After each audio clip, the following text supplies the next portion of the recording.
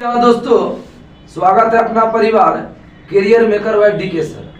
आज जो हम लुसेंट का पूछने वाले हैं बायोलॉजी का पार्ट 2, जो कि इस चैप्टर का रीड है।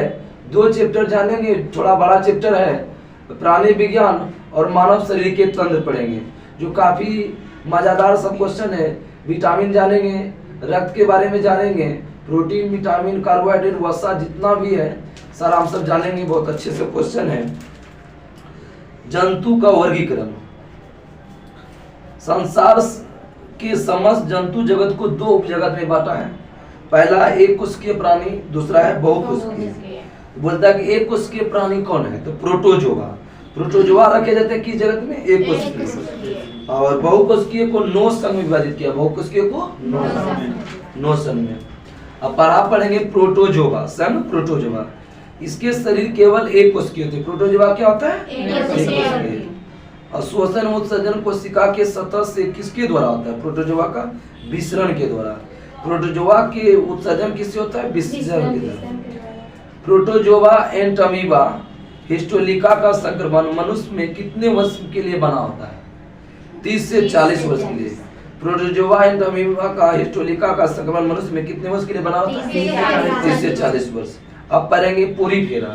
बोलता है किस संघ के सभी जंतु खारे जल में पाए जाते हैं, पोरीफेरा। खारे जल में पाए जाते हैं पोरीफेरा।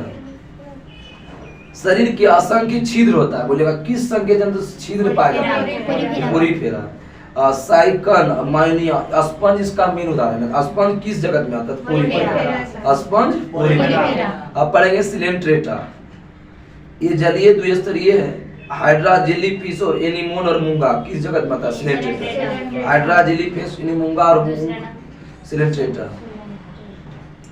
अब तीसरा पढ़ेंगे हम सब प्लेटीहेल्मीज। क्या पढ़ेंगे, प्लेटीहेल्मीज। ये उभयलिंगी जंतु है। उत्सर्जन फ्लेम कोशिका द्वारा आता है। प्लेटीहेल्मीज का उत्सर्जन किससे होता है, फ्लेम कोशिका। उदाहरण है प्लेनेरिया और फीता कृमि। बोलेगा प्लेनेरिया और फीता कृमि किसका उदाहरण, प्लेटीहेल्मीज। फ्लेम कोशिका द्वारा बोले कि जो है ना प्लेटीहेल्मीज का उत्सर्जन होता है। और इस जंतु कौन है, तो प्लेनेरिया और फीता कृमि कौन है, प्लेटीहेल्मीज। अब पढ़ेंगे संघ स्किल्मेंथीज। संघ स्किल्मेंथीज तो गोल कृमि जैसे स्किलेटी, बुचेरिया और फलेरिया। फलेरिया अब गोल कृमि स्केरिस किस में आता है, स्किल्मेंथीज। एक लिंगी होता है। स्किल्मेंथीज क्या होता है, एक लिंगी। अब पढ़ेंगे एनिलिडा। एनिलिडा श्वसन प्राय किसके द्वारा होता है, त्वचा के कुछ जंतु में कुलोम द्वारा होता है। त्वचा द्वारा होता है, कुछ जंतु में कुलोम द्वारा। इसका उत्सर्जी अंग क्या, श्वसन हुआ त्वचा, लेकिन उत्सर्जी बोलेगा तो किडनी से। एनिलिडा का पुष्टक उत्सर्जन किससे होता है, किडनी से। आगे बताइए कि ये एकलिंगी और उभयलिंगी दोनों होता है। बोलेगा कौन सा संघ जो एकलिंगी और उभयलिंगी दोनों हुआ, एनिलिडा। केचुआ में कितना जोड़ी हृदय, 4 जोड़ी। केचुआ में कितना जोड़ी हृदय होता है, 4 जोड़ी। केचुआ में आम कितना होता है, नहीं होता है। और केचुआ में जीवद्रव्य में किसका विलय होता है, हीमोग्लोबिन का। केचुआ में जीवद्रव्य में हीमोग्लोबिन का विलय होता है। अब पढ़ेंगे आर्थ्रोपोडा। आर्थ्रोपोडा के शरीर में विभक्त होता है, कितने भाग में, 3 भाग में। सिर, वक्ष और उदर। सिर, वक्ष और उदर। संघ आर्थ्रोपोडा का देह गुहा क्या कहलाता है, हीमोसील। संघ आर्थ्रोपोडा का देह गुहा कहलाता है, हीमोसील। तिलचट्टा, झींगा मछली, केकड़ा, खटमल, मक्खी, मच्छर, मधुमक्खी, टीटा किस जगत में आता है, तो आर्थ्रोपोडा। मेन हुआ तिलचट्टा, केकड़ा और मधुमक्खी, टीटी किस आता है, आर्थ्रोपोडा। कीट में कितने पैर होते हैं, 6। कीट में पैर हुआ 6 और पंख कितना हुआ, 4। कीट में पंख हुआ 4। कॉकरोच के हृदय में कितने कक्ष होते हैं, 13। कॉकरोच के हृदय में कक्ष होते हैं 13। कौन सा एक सामाजिक जंतु है जो श्रम विभाजन प्रदर्शित करता है, चींटी। अब पढ़ेंगे इकाइनोडर्मेटा। संघ इकाइनोडर्मेटा। इस संघ के सभी जंतु समुद्री होते हैं। बोला किस संघ के जंतु सभी समुद्री होते हैं, तो Echinodermata. Silver fish, star fish, hag fish, razor fish, brittle star, ये सब किस जगत में, इकाइनोडर्मेटा। फिश वाला आएगा ना तो इकाइनोडर्मेटा है। Silver fish, star fish, hag fish, razor fish, brittle star, Echinodermata. अरस्तु लालटेन का कार्य क्या है, भोजन चबाना। अरस्तु लालटेन का कार्य भोजन चबाना। यह समुद्री आंचल में पाया जाता है। पढ़ेंगे मोलस्का। मोलस्का का उत्सर्जन किससे होता है, किडनी से। मोलस्का और एनिलिडा बोलेगा दोनों का किससे होता है, किडनी से। घोंघा, सिपिया, ऑक्टोपस, डोरिस, ये जो है ना किस जगत में आता है? तो मोलस्का में। तो बोलता है कि सिप्रिया मोलस्का जगत का प्रचलित नाम क्या है? सिप्रिया कौरी। सिप्रिया कौरी। प्रिया खेलेगी कौड़ी, प्रिया क्या खेलेगा? कौड़ी। अब पिया बोलेगा तो कटल फिश। सिपिया का मोलस्का का प्रचलित नाम कटल फिश। पिया आएगा तो कटल फिश, प्रिया आएगा तो कौड़ी। सिप्रिया, प्रिया बोलेगा तो कौड़ी, अब पिया बोलेगा तो पिया कटल फिश। और डोरिस का प्रचलित नाम क्या है? ये है समुद्री नींबू। डोरिस का क्या है? समुद्री नींबू। ऑक्टोपस का क्या है? श्रिंगमी। बोलेगा ऑक्टोपस जो है ना मोलस्का जगत में था, उसका प्रचलित नाम क्या है? तो श्रिंगमी। एप्लेसिया का क्या है? एप्लेसिया समुद्री खरगोश। एप्लेसिया क्या? समुद्री खरगोश। कुंडलिनी मोलस्का जगत में उसका नाम क्या है? उद्यान होगा। कुंडलिनी क्या है? उद्यान। सिपिया क्या होता है? पिया कटल फिश। पिया कटल, पिया प्रिया क्या होता है? सिपिया कौड़ी। तो घोंघा, सिपिया, ऑक्टोपस, डोरिस, ये सब जगत किस जगत में आएगा? तो ये हो जाएगा मोलस्का। एप्लेसिया का प्रचलित नाम क्या होता है? एप्लेसिया का समुद्री खरगोश। अब पढ़ेंगे कॉर्डेटा। कॉर्डेटा में वर्गीकरण के अनुसार 13 वर्ग आता है। कॉर्डेटा में वर्गीकरण से कितना वर्ग आता है? 13। सम कॉर्डेटा के कुछ प्रमुख वर्ग हैं। कॉर्डेटा का अंतर्गत मत्स्य वर्ग आएगा। कॉर्डेटा का अंतर्गत मत्स्य वर्ग आएगा, एम्फीबिया आएगा, सरीसृप आएगा। सब जो आगे हम सब सारा आ जाएगा कॉर्डेटा वर्ग में आ जाएगा। मछली आ गया, पक्षी, सब कॉर्डेटा वर्ग में आ जाएगा। ये कॉर्डेटा वर्ग, ये मत्स्य वर्ग, ये सभी असमतापी वर्ग होता है। बोलेगा मत्स्य वर्ग कैसा होता है? असमतापी। केवल अशुद्ध रक्त ही पंप करता है। मतलब कि मत्स्य वर्ग जो है ना शुद्ध रक्त नहीं पंप करता है, अशुद्ध रक्त। इसमें श्वसन क्रिया किसके द्वारा आता है? मत्स्य वर्ग कुलोम द्वारा। कुलोम को बोलते हैं गिर से। मछली का श्वसन कहते हैं गिर से, कुलोम। रोहू, कतला, समुद्री घोड़ा, डॉग फिश, ये किस जगत में मतलब मत्स्य। रोहू, कतला तो जानिए रहे हो, समुद्री घोड़ा और डॉग फिश, मतलब कुत्ता और घोड़ा भी क्या है? मछली, मत्स्य। समुद्री घोड़ा और डॉग फिश क्या है? मत्स्य। मच्छर के नेतृत्व तू किस कीटभक्षी मछली का प्रयोग? गेम्बुसिया। मच्छर के नेतृत्व तू कीटभक्षी गेम्बुसिया। अब पढ़ेंगे एम्फीबिया वर्ग। ये सभी प्राणी उभयचर होते हैं। एम्फीबिया वर्ग को उभयचर प्राणी होते हैं और असमतापी होता है। एम्फीबिया वर्ग क्या होता है? असमतापी। मत्स्य वर्ग भी बोले क्या? असमतापी। श्वसन, कुलोम, त्वचा और फेफड़ा तीनों से होता है। मेढक की टर्राट वास्तव में किसका पुकार है? मैथुन। मेढक की टर्राट वास्तव में मैथुन का पुकार है। सरीसृप भी क्या? असमतापी। यह स्थलीय कशेरुकी जंतु है। श्वसन किससे होता है? सरीसृप श्वसन किससे करता है? सरीसृप ये सिर्फ करता है फेफड़ा से। सरीसृप श्वसन करता है फेफड़ा से। सरीसृप वर्ग के अंडे किसके बने होते हैं? कैल्शियम कार्बोनेट के कवच से बनते हैं। सरीसृप वर्ग कितने कक्षीय होते हैं? त्रिकक्षीय। हृदय कितना होता है? त्रिकक्षीय। मगरमच्छ का हृदय लेकिन होता है 4 कक्षीय।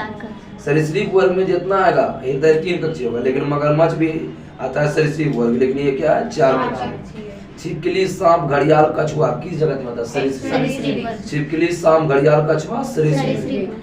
मिसोजोइक युग को किस नाम से जानते हैं? रेप्टाइल। मिसोजोइक युग को रेप्टाइल।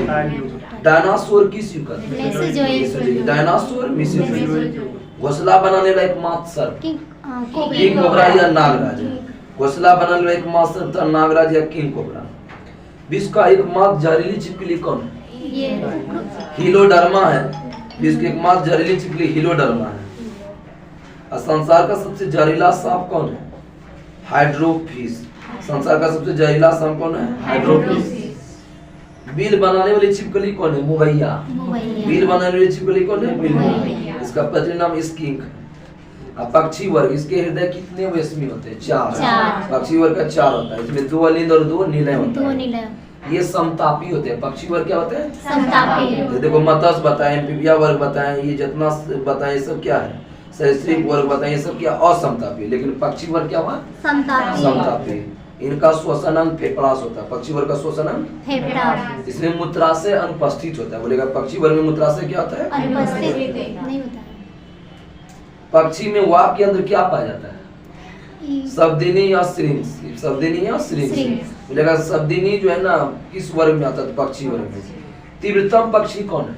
अवाबिल, तीव्रतम पक्षी अवाबिल। उड़ ना सकने वाली पक्षी कीवी और एमू, कीवी और एमू, उड़ ना सकने वाली कीवी और एमू। सबसे बड़ा जीवित पक्षी शुतुरमुर्ग, सबसे बड़ा जीवित पक्षी शुतुरमुर्ग। सबसे छोटा पक्षी हमिंग बर्ड को बोलते हैं गुंजन पक्षी। सबसे बड़ा जीवित पक्षी बोले शुतुरमुर्ग, सबसे छोटा पक्षी हमिंग बर्ड, उसको क्या बोलते हैं गुंजन पक्षी। जुरासिक युग का सर्व पुरातन पक्षी कौन है? पूछता है क्वेश्चन कि जुरासिक युग का सर्व पुरातन पक्षी याद नहीं है? आर्क्यूपटेरिक्स। जुरासिक युग का सर्व पुरातन पक्षी आर्क्यूपटेरिक्स, जो बोलेगा सरीसृप और पक्षी के बीच के संयोजक बोलते हैं आर्क्यूपटेरिक्स। सरीसृप और पक्षी के बीच के क्या बोलते हैं? आर्क्यूपटेरिक्स। पेंगुइन चिड़िया किस महादेश में पाया जाता है? अंटार्कटिका। पेंगुइन चिड़िया अंटार्कटिका। भारत का सबसे बड़ा चिड़ियाघर कोलकाता का है, अलीपुर कलकत्ता। विश्व का कौन है? क्रूजर नेशनल पार्क दक्षिण अफ्रीका। भारत का बोलेगा तो अलीपुर कलकत्ता, विश्व का बोलेगा तो क्रूजर नेशनल पार्क दक्षिण अफ्रीका। अब स्तनी वर्ग, स्तनी वर्ग के हृदय कितने वर्ग? 4। स्तनी वर्ग में 4 होता है। लाल रुधिराणु केंद्रक नहीं पाया, लाल रुधिराणु केंद्रक नहीं होता, जैसे आरबीसी में केंद्रक नहीं पाया, केवल ऊंट और लामा को छोड़कर। लाल रुधिराणु जिसमें होगा आरबीसी उसमें जो है ना केंद्रक नहीं पाया जाएगा, लेकिन ऊंट और लामा में केंद्रक पाया जाता है। यह अपवाद है। प्रोटोथीरिया बोलते हैं अंडे देते हैं, जो अंडे देते हैं उसको प्रोटोथीरिया। एकिडना और प्लेटिपस, ठीक है, इस वर्ग में आता है प्रोटीथीरिया। जो अपरिपक्व बच्चे को जन्म देते हैं, मतलब अच्छा से नहीं होते हैं, कंगारू होता है। इसको बोलते हैं मेटाथीरिया वर्ग, कंगारू, ठीक है, अपरिपक्व बच्चे को जन्म देते हैं, ठीक है, जो मार्सुपियल नामक थैली में विकसित होने तक रहता है, और उसका नाम क्या है? कंगारू। किस वर्ग आता है? मेटाथीरिया। एकिडना प्लेटिपस क्या होते हैं? प्रोटीथीरिया। और यूथीरिया जो हम सब हैं, हम सब किस आगे में आता है? यूथीरिया। पूर्ण विकसित बच्चे को जन्म देता है, जैसे मनुष्य। मनुष्य किस वर्ग में आएगा? यूथीरिया। और जो बोले अपरिपक्व बच्चे को जन्म देगा मेटाथीरिया। और अंडे देते एक्टिना प्लेटिपस प्रोटीथीरिया, प्रोटोथीरिया। आगे बता, स्तनधारी वर्ग में सबसे अधिक तापमान किस जंतु का? बकरी का। कितना? 39। सबसे अधिक तापमान बकरी का 39। एकमात्र विषैली स्तनी कौन है? डगबिल प्लेटिपस। डगबिल प्लेटिपस। आगे बताइएगा, नाभि रज्जु कैसा उत्तक है? प्रौढ़ संयुक्त। नाभि रज्जु कैसा है? प्रौढ़ संयुक्त। किस उत्तक को संकुचनशील उत्तक के नाम से जानते हैं? पेशी उत्तक। संकुचनशील उत्तक, पेशी उत्तक। पेशी उत्तक कितने प्रकार का होता है? 3 प्रकार का। पेशी उत्तक 3 प्रकार का, आरेखित, रेखित और हृदयक। आरेखित, रेखित और हृदयक। यह पेशी उत्तक उन अंगों की दीवारों पर पाया जाता है जो अनैच्छिक रूप से गति करते हैं, जैसे आहार नाल, मलाशय, मूत्राशय, रक्तवाहिनी, ये है आरेखित। रेखित क्या? ये पेशियां शरीर के उन भागों में पाई जो इच्छानुसार गति करता है। इच्छानुसार जो गति करेगा रेखित, ठीक है, और उन दीवारों पर पाया जाएगा जो अनैच्छिक रूप से गति, इच्छा न करे, अनैच्छिक हो, ठीक है, क्या होगा? अरेखित। और बोले इच्छा जो करेगा क्या होगा? रेखित। हृदय पेशी को बोले ये पेशियां केवल हृदय की दीवारों में पाई जाती है। हृदय की गति नहीं पेशी कारण होता है। हृदय की गति किस पेशी कारण होती है? हृदय पेशी। मुख्य रूप से जानना है पेशी उत्तक कितने प्रकार का? 3 प्रकार का, आरेखित, रेखित और हृदय। मानव शरीर में मांसपेशी की संख्या कितना आता है? बहुत इंपॉर्टेंट, 639। मानव शरीर में पेशी 639। मानव शरीर का सबसे बड़ा मांसपेशी कौन है? Gluteus Maximus. ग्लूटियस मैक्सिमस कुल्हा की मांसपेशी है। मानव शरीर की सबसे छोटी मांसपेशी स्टेपिडियस। मानव शरीर की सबसे छोटी स्टेपिडियस। बड़ी बोले ग्लूटियस मैक्सिमस कुल्हा की है। मानव शरीर की सबसे छोटी स्टेपिडियस। किस उत्तक को चेतना उत्तक बोलते हैं? तंत्रिका उत्तक। चेतना उत्तक बोलते हैं तंत्रिका उत्तक। जन्म के बाद किस उत्तक में कोशिका विभाजन नहीं होता? तंत्रिका। जन्म के उत्तक के बाद किस उत्तक में कोशिका विभाजन नहीं होता है? तंत्रिका। आप पढ़ेंगे रक्त के बारे में, अच्छा समझो, रक्त से क्वेश्चन एगो आएगा ही क्वेश्चन। रक्त एक कैसा उत्तक है? तरल संयोजित। रक्त कैसा है? तरल संयोजित। मानव शरीर में रक्त की मात्रा शरीर का भार का कितना %? 7%। शरीर की मात्रा शरीर के भार का 7%। रक्त एक कैसा विलयन है? क्षारीय। इसका पीएच मान 7.4 होता है। एक वयस्क मनुष्य में औसतन कितना लीटर रक्त होता है? 5 से 6 लीटर। 5 से 6 लीटर होता है। महिलाओं में पुरुष की तुलना में कितना लीटर रक्त कम होता है? Half litre. रक्त के दो प्रकार का पाया जाता है, प्लाज्मा, एक रुधिराणु। प्लाज्मा और रुधिराणु। अब पढ़ेंगे प्लाज्मा। प्लाज्मा रक्त का अजीवित तरल भाग, बोलिएगा रक्त का अजीवित तरल भाग कौन है? प्लाज्मा। प्लाज्मा है रक्त में प्लाज्मा कितना परसेंट पाया जाता है? 60%। 55 से 60, यहाँ 40 से 45 होता है, ठीक है, रेंज होता है। 55 से 60 प्लाज्मा हो गया। रुधिराणु कितना होगा? 40 से 45।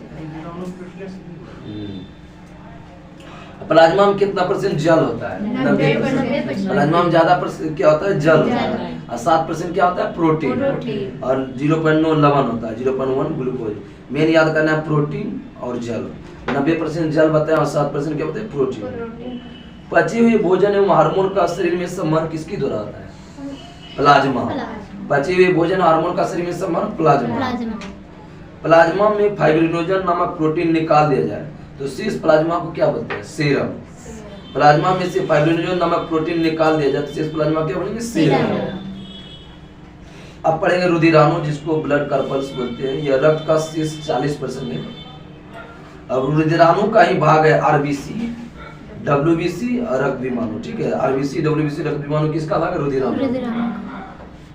आरबीसी का पूर्ण फॉर्म होता है रेड ब्लड कार्पल्स, ठीक है, रेड ब्लड कार्पल्स। आरबीसी को किस नाम से जानते हैं? एरिथ्रोसाइट। आरबीसी को एरिथ्रोसाइट। स्तनधारी के लाल रक्त कण का आकार कैसा आता है? उभिया होता है।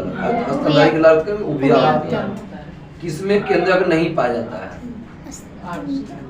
आरबीसी में केंद्रक नहीं पाया जाता। किसमें पाया जाता है? आपको आगे बोले थे, ऊंट और लामा। ऊंट और लामा के स्तनधारी आरबीसी में केंद्रक पाया जाता है। आरबीसी का निर्माण किससे होता है? अस्थि मज्जा। अस्थि मज्जा के लिए इसमें बोन मैरो बोलते हैं। क्या बोलते हैं? Bone marrow. आरबीसी का निर्माण होता है प्रोटीन, आयरन, विटामिन बी12 और फोलिक अम्ल से। आरबीसी का निर्माण प्रोटीन, आयरन, विटामिन बी12 और फोलिक अम्ल। भ्रूण अवस्था में उसका निर्माण कहाँ होता है? आरबीसी का यकृत और प्लीहा। भ्रूण अवस्था में आरबीसी का निर्माण यकृत और प्लीहा। आरबीसी का जीवन काल कितना से कितना होता है? 20 से 120। 20 से 120। अब 20 रहेगा, 120 दोनों रहेगा तो 120 मानना, लास्ट तक मानना है 120। आरबीसी का मृत्यु कहाँ होता है? यकृत और प्लीहा। मृत्यु आरबीसी का मृत्यु यकृत और प्लीहा। आरबीसी का निर्माण बताए अस्थि मज्जा, जिसको बोन मैरो। आरबीसी का कब्रिस्तान किसको बोलते हैं? यकृत और प्लीहा। आरबीसी का कब्रिस्तान बोलते हैं शमशान, यकृत और प्लीहा। इसमें आरबीसी में हीमोग्लोबिन होता है, जिसमें कौन सा रंजक नामक होता है प्रोटीन? तो हीम नामक प्रोटीन होता है। आरबीसी में हीमोग्लोबिन कौन होता है? हीम। रक्त का लाल रंग किसके कारण होता है? हीमोग्लोबिन। आरबीसी का रक्त रंग होता है हीमोग्लोबिन। हीमोग्लोबिन में कौन सा धातु पाया जाता है? लोहा। हीमोग्लोबिन पाए जाने लौह यौगिक को क्या बोलते हैं? हीमैटिन। आरबीसी का कार्य क्या है? ऑक्सीजन, शरीर में ऑक्सीजन की पहुंचाना और CO2 को वापस आना। मतलब ऑक्सीजन को लेंगे और CO2 को क्या बोलेंगे? वापस। हीमोग्लोबिन की मात्रा कम होने पर कौन सा बीमारी होता है? एक बोलते हैं रक्तहीनता या एनीमिया रोग। अधिकता बोलेगा तो अवरक्तता। रक्त में अधिकता बोलेगा, लोहा की अधिकता तो अवरक्तता। कमी बोलेगा तो रक्तहीनता या एनीमिया। एनीमिया को ही बोलते हैं, क्या बोलते हैं? रक्तहीनता। सोते समय आरबीसी कितना परसेंट कम होता है?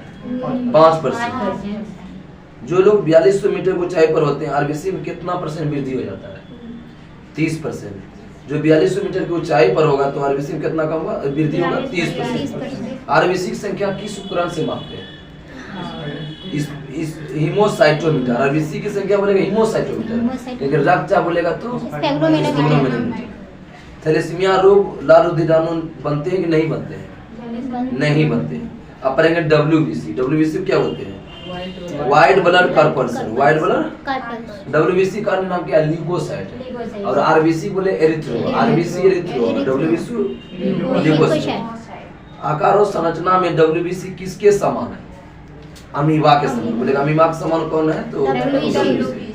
इसमें केंद्रक। इसका निर्माण कहाँ होता है? अस्थि मज्जा, लिम्फ नोड और कभी कभी यकृत प्लीहा में। इसका जीवन काल कितना से कितना होता है? 2 से 4। 2 से 4। देखो आरबीसी का मृत्यु बता दिया यकृत और प्लीहा, लेकिन डब्ल्यूबीसी का मृत्यु रक्त में होता है। डब्ल्यूबीसी की मृत्यु कहाँ होगा? रक्त में। और डब्ल्यूबीसी का मुख्य कार्य क्या है? ये क्या करता है कि रोगों के संक्रमण से बचाता है, ठीक है, रोगों से संक्रमण से डब्ल्यूबीसी।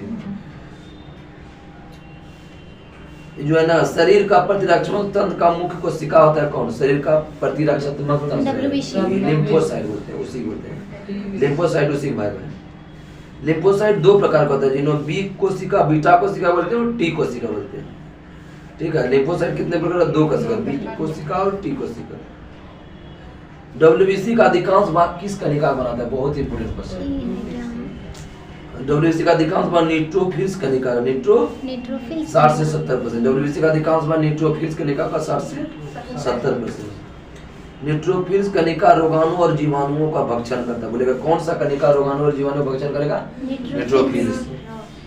अब रक्त विमाणु बोलेंगे, रक्त प्लेटलेट्स। ठीक है, इसका अन्य नाम है थ्रोम्बोसाइट। अब तीनों एक साथ बोल देते हैं। आरबीसी बोलेगा एरिथ्रो, और डब्ल्यूबीसी बोलेगा तो लीको, और प्लेटलेट बोलेगा तो थ्रोम्बोसाइट।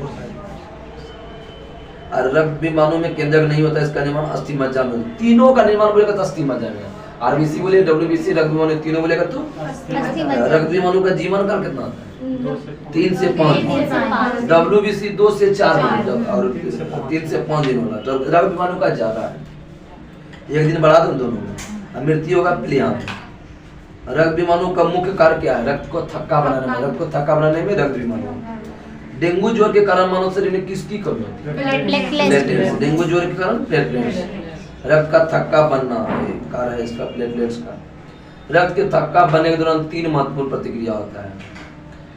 तो थ्रोम्बिन होता है, प्रोथ्रोम्बिन होता है और फाइब्रिनोजन होता है। रुधिर प्लाज्मा के प्रोथ्रोम्बिन और फाइब्रिनोजन का निर्माण कहाँ होता है? यकृत में, और विटामिन के की सहायता करता है। ठीक है, मानव रक्त का थक्का बनने में कितना समय लगता है? 2 से 5 मिनट। मानव रक्त का थक्का 2 से 5 मिनट। ध्यान देना। रक्त के थक्का बनने के लिए अनिवार्य प्रोटीन कौन है? फाइब्रिनोजन। रक्त के थक्का बनने में अनिवार्य प्रोटीन कौन है? रक्त समूह की खोज किसने किया? लैनिस्टीन। कब किया था? 1900 में। बोलेगा लैनिस्टीन को रक्त समूह की खोज के लिए नोबेल पुरस्कार कब मिला? 1930। रक्त समूह का नोबेल पुरस्कार लैनिस्टीन को किसे मिला? 1930। मनुष्य के रक्त भिन्नता का मुख्य कारण लाल रक्त कण में पाए जाने वाली ग्लाइकोप्रोटीन है, जिसे क्या बोलते हैं? एंटीजन। रक्त भिन्नता किससे होता है? एंटीजन। एंटीजन में कौन सा प्रोटीन होता है? तो ग्लाइकोप्रोटीन। ग्लाइकोप्रोटीन। एंटीजन 2 प्रकार का होता है, एंटीजन ए और एंटीजन बी। तो समझो कि रुधिर वर्ग ए होगा तो एंटीजन ए होगा और एंटीबॉडी बी होगा। एंटीजन में एंटीजन रुधिर वर्ग ए होगा तो एंटीजन में क्या होगा? ए, और एंटीबॉडी क्या होगा? बी। और बी में बी और उधर क्या होगा? ए। जस्ट उल्टा, ए बी, बी और ए। ए बी में एंटीजन ए बी होगा, ए बी में एंटीजन ए बी, लेकिन एंटीबॉडी कोई नहीं होगा। ए बी में एंटीबॉडी नहीं होगा। ए बी में एंटीजन पाया जाएगा लेकिन एंटीबॉडी नहीं पाएगा। ओ में एंटीजन नहीं होगा लेकिन एंटीबॉडी पाएगा। सो जो ए बी में एंटीबॉडी नहीं, ए से एंटी या बी से बॉडी नहीं, ए बी में एंटीबॉडी नहीं तो क्या पाया जाएगा? एंटीजन। और ओ में क्या होगा? कोई एंटीजन नहीं पाया जाएगा तो उसमें एंटीबॉडी पाया जाएगा। आगे बताइए। रक्तदाता समूह किसको बोलते हैं? डोनर, ओ। रक्तदाता ओ नेगेटिव होते हैं। आगे बताइए। आरएच तत्व का खोज किसने किया? आरएच फैक्टर का लैनिस्टीनर और बीनर। लैनिस्टीनर और बीनर। एंटीजन का पता किस बंदर से पता चला था? रीसस। आरएच प्लस रक्त वर्ग का आरएच माइनस रक्त वाले व्यक्ति को दिया जाता है तो प्रथम बार कम मात्रा होने के कारण कोई प्रभाव नहीं पड़ता, लेकिन दूसरी बार रक्तदान किया जाए तो आरएच माइनस वाला व्यक्ति के अंदर मृत्यु हो जाता है। तो समान को समान देना चाहिए, और एक को गड़बड़ कीजिएगा तो एक बार ठीक हो जाएगा, लेकिन दूसरा बार कीजिएगा तो क्या होगा? मृत्यु हो जाएगा।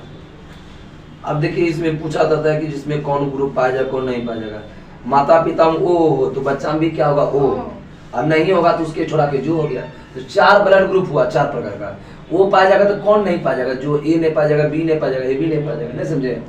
4 को ग्रुप हुआ तो बोलेगा ओ पाया जाता तो कौन नहीं पाया जाता? ए नहीं पाया जाता, बी नहीं पाया जाता, ए बी। तो ओ ए होगा तो बच्चा में भी क्या होगा? ओ ए। ओ बी होगा तो उसमें भी क्या होगा? O B. ओ होगा तो ओ ए बी होगा तो ए बी पाया जाएगा, ओ ए बी होगा तो ए बी। माता में भी ए, पिता में भी ए तो ए हो। माता पिता ए तो क्या होगा? ए होगा। माता पिता ए तो बच्चा में भी क्या होगा? ए हो। अभी देखो पूछता क्या है? 3 क्वेश्चन ज्यादा पूछता है। ए गुना बी, ए और बी में ए ए अगर माता होगा पिता में बी होगा तो बच्चा में क्या होगा चारों होगा। ए और बी हुआ तो सब समझो चारों होगा। O A B A B, O A B A B. अब बी ए बी होगा तो ए बी होगा, बी बी होगा, ए बी होगा, बी ए बी होगा तो बी होगा, ए बी होगा, ए बी ए बी होगा तो ए बी होगा। अब सातवां लास्ट टॉपिक पढ़ेंगे पाचन तंत्र। भोजन का पाचन तंत्र कितनी प्रक्रिया से गुजरता है? 5। अंतर्ग्रहण, पाचन, अवशोषण, स्वांगीकरण, मल परित्याग। सुनो, अंतर्ग्रहण इंजेक्शन, पाचन डाइजेशन, अवशोषण, स्वांगीकरण, मल परित्याग। भोजन को मुख में लेना क्या कहलाता है? अंतर्ग्रहण। मुख में लेंगे तो अंतर्ग्रहण। अब मनुष्य भोजन का पाचन जो मुख से प्रारंभ होगा वो पाचन कहाँ होता है? मुख से प्रारंभ होता है, लास्ट कहाँ होता है? छुतिया। अमाशय में भोजन लगभग कितना घंटा तक रहता है? 4 घंटा तक। भोजन को अमाशय में कौन सा ग्रंथि से जठर रस निकलता है? पाइलोरी। अमाशय से भोजन पाइलोरी ग्रंथि से जठर रस निकलता है।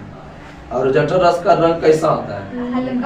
हल्का पीले रंग का अम्लीय द्रव। इसका पीएच मान कितना होता है जठर रस का? जठर रस को गैस्ट्रिक जूस बोलते हैं। 1.5 से 3.5, 1.5 से 3.5। अमाशय में कौन सी कोशिका होता है जो एचसीएल को निकालता है? ऑक्सीटिन कोशिका,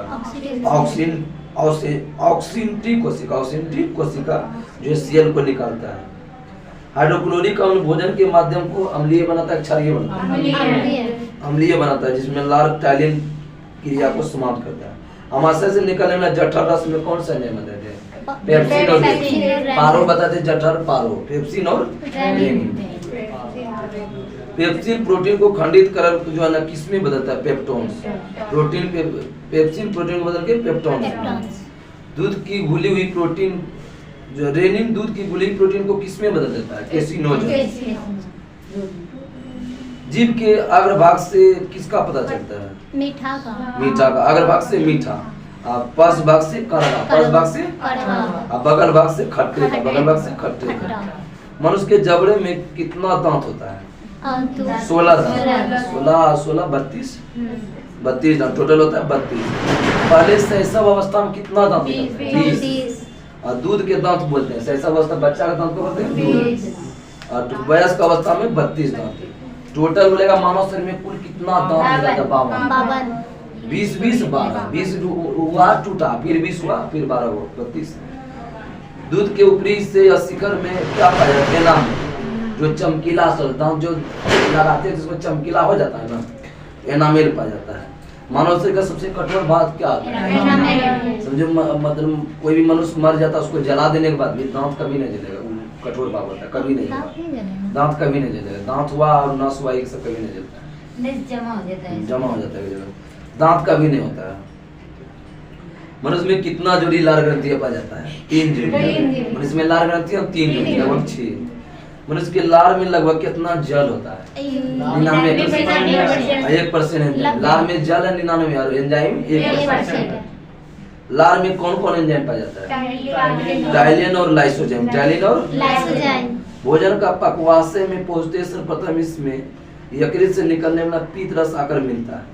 भोजन का पक्वाशय में पहुंचते ही सर्वप्रथम इसमें यकृत से मिलने वाला पीत रस से आकर मिलता है, जो पीत रस क्या करता है? क्षारीय बनाता है। ट्रिप्सिन एंजाइम क्या करता है? प्रोटीन को पेप्टोन और पोलिपेप्टाइड और अमीनो में परिवर्तित करता है। ये जो है ना एमाइलेज क्या करता है? मांड स्टार्च को घुलनशील शर्करा में परिवर्तित करता है। आगे बताइए, छोटी आंत में पचे हुए भोजन का अवशोषण कहाँ होता है? छोटी आंत।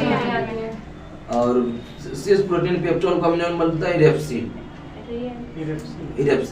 ग्लूकोज और फ्रूक्टोज मिलके क्या होता है? सुक्रोज। सुक्रेज एंजाइम निकलता है। ग्लूकोज और गैलेक्टोज, ग्लूकोज और गैलेक्टोज लैक्टोज। आंतरिक रस कैसा होता है? अम्लीय की क्षारीय? क्षारीय। आगे बताइए, स्वस्थ मनुष्य प्रतिदिन लगभग कितना लीटर आंतरिक रस स्रावित करता है? 2 लीटर। स्वस्थ मनुष्य प्रतिदिन लगभग आंतरिक रस स्रावित 2 लीटर। आहार का पहला भाग क्या कहलाता है? मुख गुहा। आहार का पहला भाग मुख गुहा। पचे हुए भोजन का रुधिर में पहुंचना क्या कहलाता है? अवशोषण। पचे हुए भोजन का रुधिर में पहुंचना अवशोषण। पचे हुए भोजन का अवशोषण कहाँ होता है? छोटी आंत। अवशोषित भोजन का शरीर उपयोग में लाया जाना क्या कहलाता है? अवशोषित भोजन स्वांगीकरण। अवशोषित भोजन का शरीर में उपयोग लाना स्वांगीकरण। अब बाद में अपच भोजन बड़ी आंत में पहुंचता है, जीवाणु इसे मल में बदल देता है, मल परित्याग, जिससे गुदा एनस द्वारा बाहर निकल जाता है। लास्ट अब पढ़ेंगे यकृत। मानव शरीर की सबसे बड़ी ग्रंथि कौन है? यकृत। यकृत बोलते हैं जिगर का टुकड़ा। यकृत को क्या बोलते हैं? जिगर। लीवर भी बोलते हैं। ध्यान रखिए, यकृत, लीवर, जिगर तीनों क्या है? एक। यकृत का वजन कितना है? 1.5 से 2 kg। यकृत द्वारा पित्त स्रावित होता है। पित्त स्रावित किससे होता है? अमोनिया को यूरिया में परिवर्तित करता है कौन? यकृत। अमोनिया को यूरिया में यकृत। यकृत प्रोटीन का अधिकतम मात्रा को कार्बोहाइड्रेट में परिवर्तित करता है। कार्बोहाइड्रेट उपापचय के अंतर्गत यकृत रक्त के ग्लूकोज वाले भाग को किसमें बदलता है? ग्लाइकोज। फाइब्रिनोजन नामक प्रोटीन का उत्पादन कहाँ होता है? यकृत में। फाइब्रिनोजन नामक यकृत में होता है। जो रक्त थक्का बनाने में मदद कौन करता है? फाइब्रिनोजन। कौन सा प्रोटीन का उत्पादन यकृत के द्वारा होता है? का उत्पादन कहाँ होता है? यकृत, जो रक्त को थक्का बनाने में होता है। हेपेरिन नामक प्रोटीन का उत्पादन भी कहाँ होता है? यकृत। हेपेरिन बोले, फाइब्रिनोजन बोले, क्या होगा? यकृत। मृत आरबीसी को नष्ट कहाँ होता है? यकृत। भोजन में जहर देकर मारे व्यक्ति की मृत्यु की जांच किस कहाँ करते हैं? यकृत। जहर देकर मारे, पॉइजन खाकर जो मरेगा उसे यकृत से, यकृत ही सुराग है। पित्ताशय किस आकार का होता है? किस फल का संबंध? पित्त का पक्वाशय में गिरना क्या कहलाता है? प्रतिवर्ती क्रिया, रिफ्लेक्स एक्शन। पित्त का पक्वाशय में गिरना प्रतिवर्ती क्रिया। पित्त का रंग कैसा होता है? पीले हरे रंग का क्षारीय है। पित्त का पीएच मतलब तो 7.7। पित्त में जल कितना होता है? पित्त में जल 85। पित्त 85। पित्त में जल 85। पित्त वर्णक होता है 12%। पित्त भोजन को क्या करता है? क्षारीय। विटामिन के और वसाओं में घुले अन्य विटामिन का अवशोषण में सहायक होता है कौन? पित्त। आगे बताइए कि पित्त का जमा कहाँ होता है? पित्ताशय। जमा कहाँ होता है? यकृत। पिता का मतलब पित्त का निर्माण कहाँ होता है? यकृत। जमा होगा पित्ताशय। अब अग्नाशय को बोलेंगे पैंक्रियाज। मानव शरीर की कौन सी सबसे बड़ी ग्रंथि है? दूसरी। इसमें जो है ना, मतलब कि एंजाइम और जो है ना हार्मोन दोनों का स्राव करते हैं, इसलिए इसको कहते हैं मिश्रित ग्रंथि। किस ग्रंथि को मिश्रित ग्रंथि बोलते हैं? तो अग्नाशय। अग्नाशय रस निकलता है जिसमें कितना परसेंट जल होता है? 9.8%। क्षारीय द्रव है। इसका अग्नाशय रस का पीएच नंबर बताओ। 7.5 से 8.3 तक। अग्नाशय कितना? 7.5 से 8.3। लैंगरहैंस दीपिका का कहाँ पाया जाता है? अग्नाशय के बीटा कोशिका में। इंसुलिन का निर्माण किससे होता है? अग्नाशय के बीटा कोशिका। अल्फा कोशिका किसका होता है? ग्लूकागोन। अल्फा से ग्लूकागोन और गामा से बोलेगा सोमेटोस्टेरोन। अल्फा से क्या होता है? ग्लूकागोन। इंसुलिन से बीटा और गामा से क्या होता है? सोमेटोस्टेरोन। इंसुलिन हार्मोन की खोज किसने किया था? बेंटिंग ओमबेस्ट 1981 में। 1922 में पहली बार इंसुलिन का टीका किसको लगाया गया था? लियोनार्ड थॉमसन को, कनाडा का था। इंसुलिन के अल्पद्रव्यमान से कौन सा रोग होता है? मधुमेह या डायबिटीज। रुधिर में ग्लूकोज की मात्रा बढ़ना क्या कहलाता है? मधुमेह। रुधिर में ग्लूकोज की मात्रा बढ़ना मधुमेह। इंसुलिन के अतिस्रवण से कौन सा रोग होता है? हाइपोग्लाइसीमिया। इंसुलिन के अतिस्रवण से हाइपोग्लाइसीमिया, जिसमें जन्म क्षमता और दृष्टि ज्ञान कम हो जाता है। आगे बताइए, लार में कौन कौन एंजाइम पाया जाता है? टाइलिन और माल्टेज। टाइलिन और लटमा ट्रिक दिया। लटमा, ला से क्या हुआ? लार। टो से क्या हुआ? टाइलिन। मा से माल्टेज। जठर रस क्या बोलते हैं? जा पारो। जा जठर रस। जा से क्या हुआ? जठर। पा से क्या हुआ? पेप्सिन। रो से रेनिन। जा पारो। जा से क्या हुआ? जठर रस। पा से पेप्सिन। रो से रेनिन। अग्नाशय रस में बताते हैं लेट, LAT। अग्नाशय में बताते एल से क्या होता है? लाइपेज। ए से एमाइलेज। टी से ट्रिप्सिन। ट्रिप्सिन, एमाइलेज, लाइपेज कौन सा? अग्नाशय। मानव शरीर में पूछ कहाँ से ले जाता है? बृहदारंभ। रक्त परिसंचरण तंत्र की खोज किसने किया? विलियम हार्वे 1628 में। हृदय वजन कितना होता है? 300 ग्राम। हृदय जो है ना किस थैली में सुरक्षित है? हृदय आवरण या पेरिकार्डियम। इंग्लिश देता है पेरिकार्डियम। हृदय किस झिल्ली में? पेरिकार्डियम। हृदय में कितने कोष्ठ होते हैं? मनुष्य शरीर के 4। दाएं अलिंद और दाएं नीले के बीच त्रिलवनी कपाट होता है। बाएं लवनी और बाएं निलय के बीच जो है द्विलवनी कपाट होता है। बाएं अलिंद और बाएं निलय बोलेगा तो क्या होगा, द्विलवनी, और दाएं अलिंद और दाएं निलय बोलेगा तो त्रिलवनी। दायां आएगा तो त्रिलवनी, बायां आएगा तो द्विलवनी। बायां 2 और दायां में 3। शरीर के हृदय से रक्त ले जाने को क्या बोलते हैं, शरीर से हृदय सीरा, हृदय से शरीर धमनी। सीरा में कैसा रक्त होता है, अशुद्ध, और बोलेगा कि धमनी में शुद्ध। आगे बताइए कि जो है ना ऑक्सीजन युक्त रक्त होता है कौन, धमनी।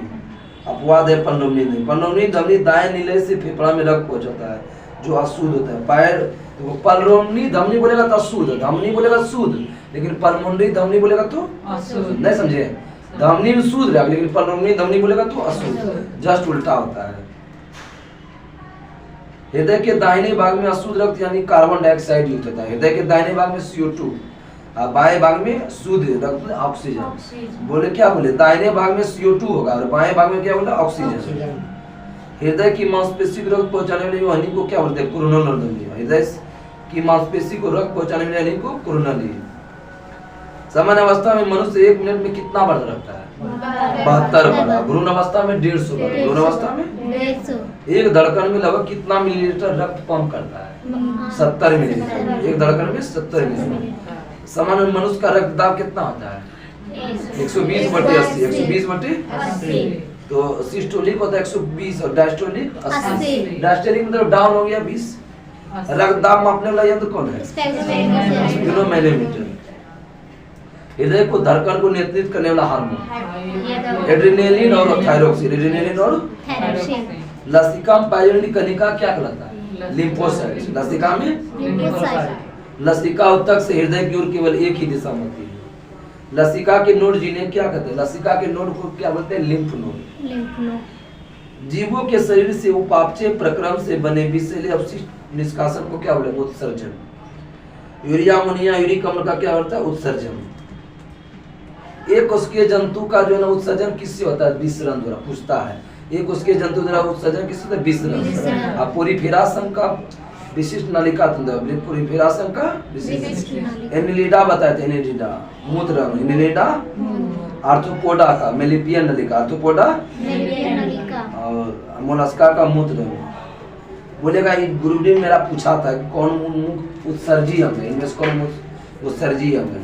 तो ब्रीक त्वचा यकृत फेफड़ा क्या है, उत्सर्जी अंग। तो ब्रीक का वजन कितना ग्राम होता है, 140। 140 नहीं देता, 150 ग्राम देता है। ब्रीक के बाहरी भाग को क्या बोलते हैं, कोर्टेक्स, और आंतरिक भाग को मेडुला। बाहरी भाग को कोर्टेक्स, ब्रीक के बाहरी भाग को कोर्टेक्स, आंतरिक भाग को मेडुला।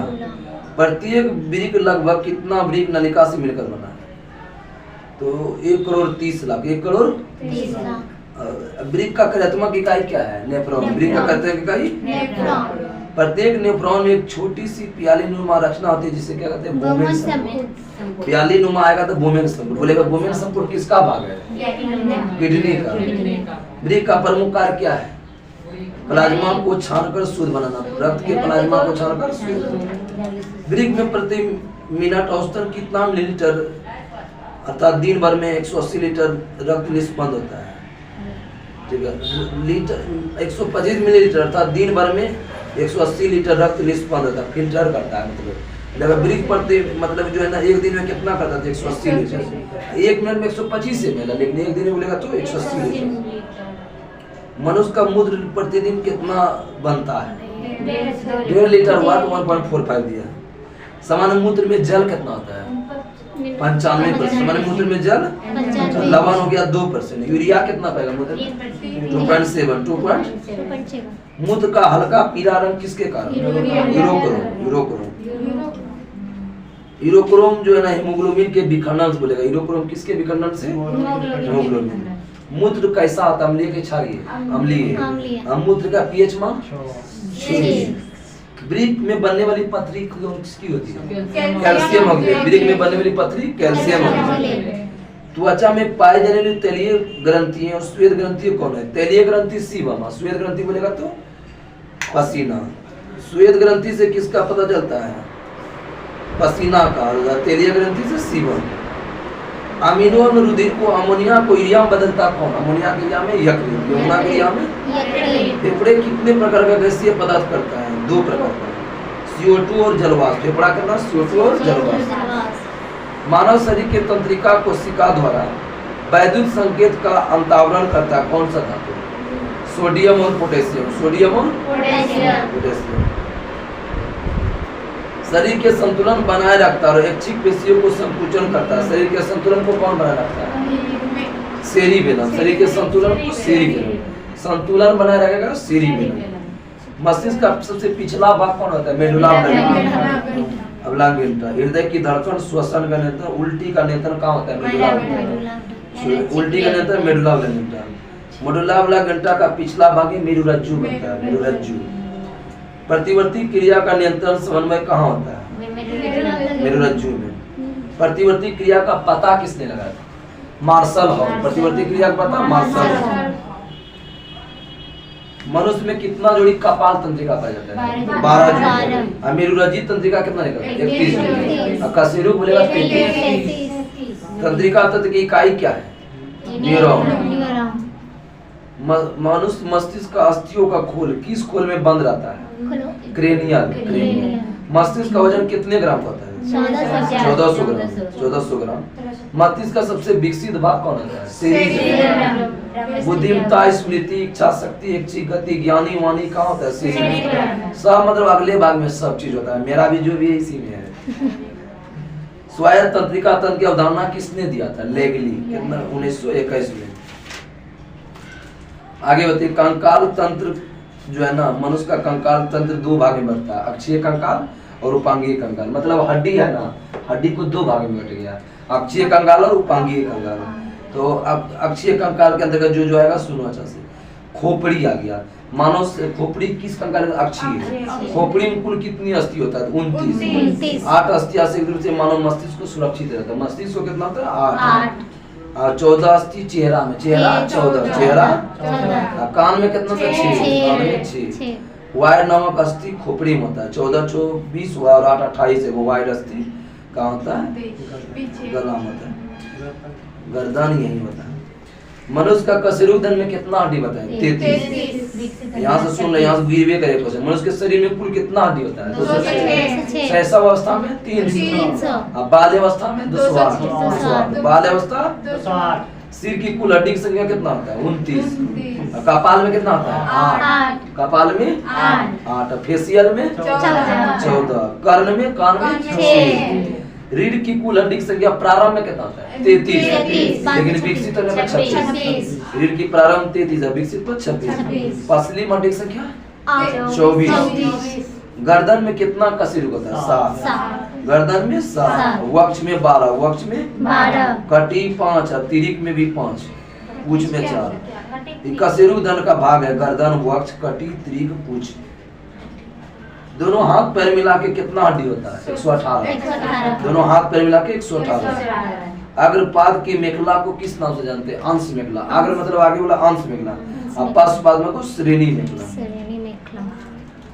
जांघ की हड्डी को फीमर होता है, जो कि सबसे बड़ी हड्डी, शरीर की सबसे बड़ी हड्डी फीमर, जांघ। कान की सबसे छोटी, शरीर की सबसे छोटी कान की, शरीर की सबसे छोटी स्टेप्स कान।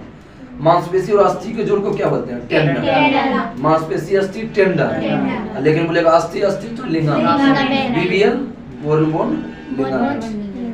कान में मैलियस, इनकस, स्टेप दोनों दो को पाया जाता है। ठीक है, तीनों दो को। ऊपरी बाहु को अस्थि को ह्यूमरस बोलते हैं, 2। ऊपरी बाहु ह्यूमरस 2। ज्यादा घुमा के दे देगा। ह्यूमरस में कितना अस्थि पाया जाता है? 2। अग्र बाहु की हड्डी को रेडियो अल्ना बोलते हैं, रेडियो अल्ना 2। अग्र बाहु की हड्डी को रेडियो अल्ना 2। कलाई हड्डी को क्या बोलते हैं? कार्पस। कलाई, कार्पस। कलाई में 16 हड्डी, कलाई में 16। हथेली का हड्डी क्या बोलते हैं? मेटाटार्सल। हथेली, मेटाटार्सल 10। हथेली, मेटाटार्सल 10। अंगुली का हड्डी को क्या बोलते हैं? अंगुली का हड्डी को फ्लैंजेल 28। अंगुली का हड्डी को फ्लैंजेल 28। घुटना का हड्डी को पटेला, घुटना का हड्डी को पटेला, ये भी दो होता है। टखना का हड्डी को टार्सल, उसी में से टखना टार्सल 14। टखना हड्डी कितना था? 14। तलवा का हड्डी को मेटाटार्सल, टखना हो गया टार्सल, और उससे भी मोटा क्या हो गया? तलवा। मेटाटार्सल 10। मेटाटार्सल 10। बहिस्रावी ग्रंथि जो एंजाइम का स्राव करता है, अंतःस्रावी ग्रंथि जो हार्मोन का, वही अग्नाशय जो है कि दोनों का स्राव करता है। आगे बताइए कि पीयूष ग्रंथि जो है ना किस नाम से जानते हैं? मास्टर ग्रंथि या पिट्यूटरी ग्रंथि।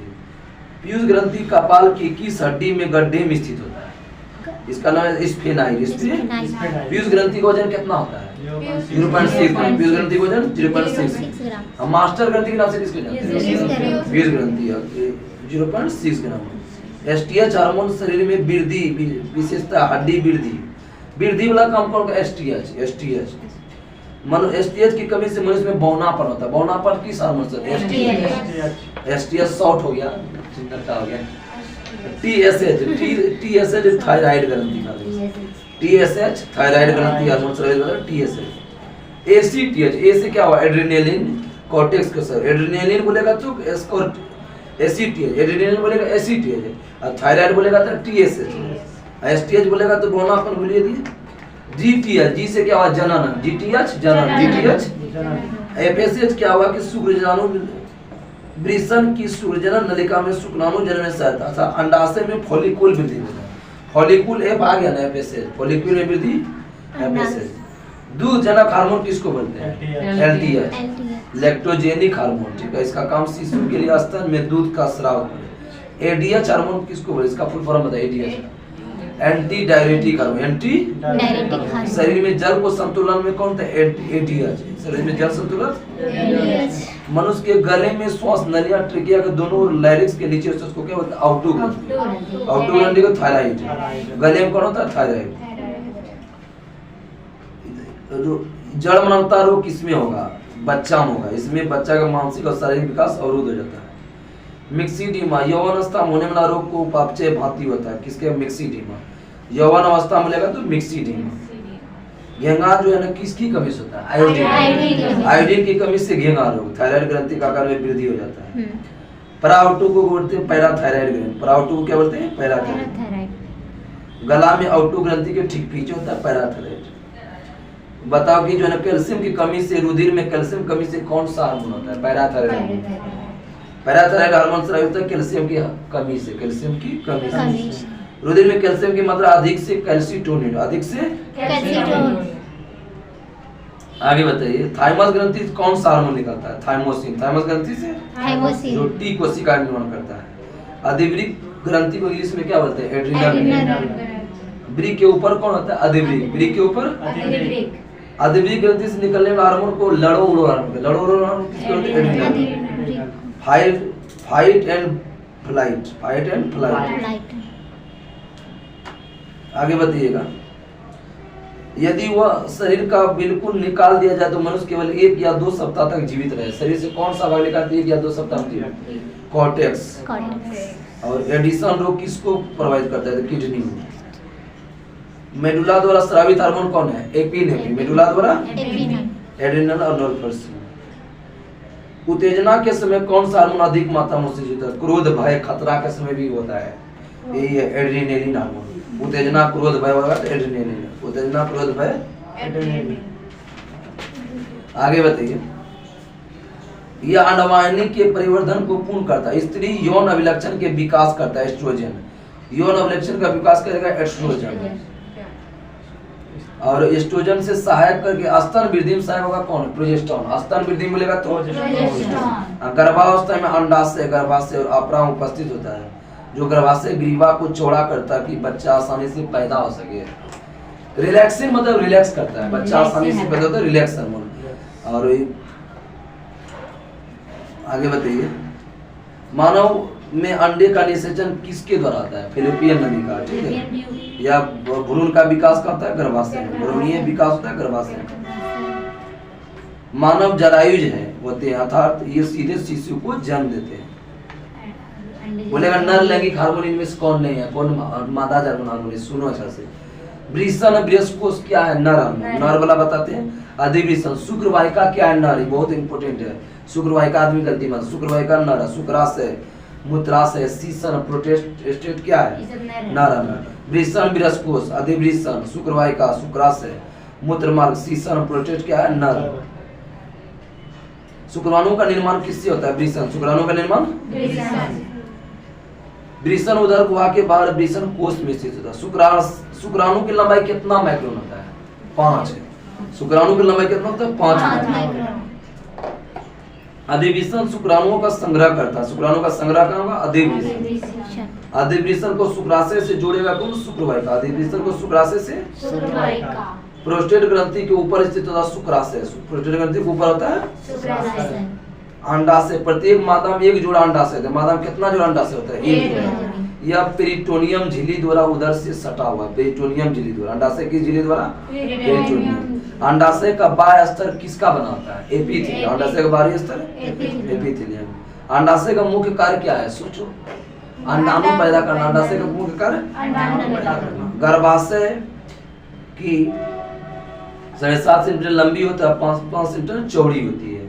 गर्भाशय की लंबाई 7.5 और चौड़ाई 5 सेंटीमीटर। गर्भाशय का आकार किसके समान है? नाशपाती। गर्भाशय का आकार नाशपाती। ऋतुस्राव मेंस्ट्रुएशन साइकिल का गर्भावस्था छोड़कर कितने दिन में गर्भस्थ रक्त का स्राव करता है? 28 दिन। ठीक है, ऋतुस्राव कितना होता है? 28 दिन। ये सब क्वेश्चन पूछता है, इसलिए नजरअंदाज नहीं कर सकते। गर्भावस्था को छोड़कर प्रति 26 से 28 दिन में गर्भावस्था रक्त का स्राव होता है, जिसको ऋतुस्राव चक्र बोलते हैं। एमसी शॉर्ट में बोलते हैं मेंस्ट्रुएशन साइकिल। ऋतुस्राव प्रारंभ होने के कितने दिन बाद अंडोत्सर्ग होता है? तो 14 दिन। आगे बताइए, अंडाणु का अंडाशय में निर्माण क्या कहलाता है? अंडजनन। अंडाणु का अंडाशय निर्माण क्या कहता है? अंडजनन। आगे बताइए, भ्रूणीय विकास पढ़ेंगे हम सब।